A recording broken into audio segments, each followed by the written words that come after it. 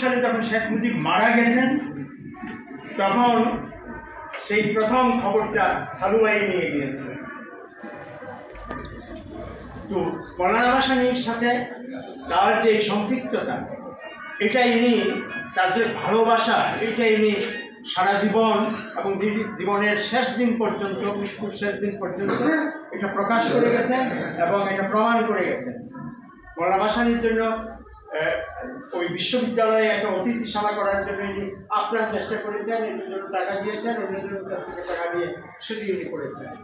এবং মৌলানা ভাসানীর ফারাক্কা মসজিদকে ঐতিহাসিকভাবে এটাকে সংরক্ষণের জন্য এবং মানুষকে মনে করিয়ে দেওয়ার জন্য তিনি বিএনপির আমলে একটা বিশাল ফারাক্কা মিছিলও ঢাকা থেকে আপনার ইয়ে পর্যন্ত করেছিলেন। এগুলি তার কীর্তি, সেই কীর্তি তার মহান